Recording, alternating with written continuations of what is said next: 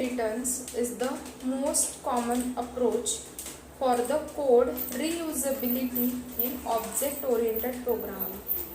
Sometimes we may need only one function to be used from the class but still inherit the entire class.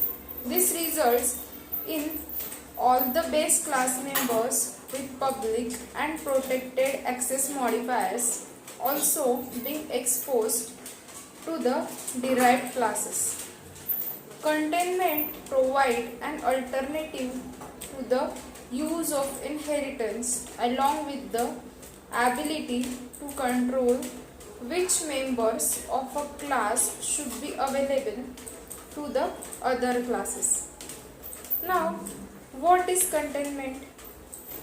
Containment is the simple approach in which, suppose the class B that needs the access of the members of class A contains an instance or object of class A rather than inheriting the class A.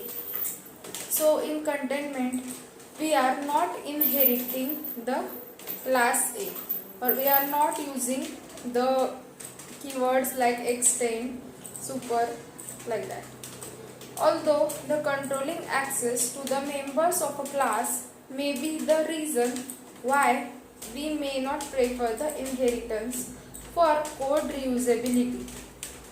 There are few points that help us to decide whether we should use inheritance or containment. So the point is, do we need the entire functionality of the base class or just some part of it? So let's take example of a class named living things, which is used to classify all the living things in the world, having the functions like can talk, can run, can walk, and so on.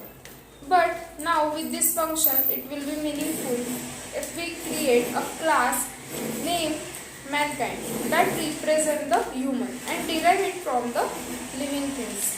This is because the human being can talk, can walk, can run. So we can inherit the common functions from the living things class and extra add the functionality in the derived class.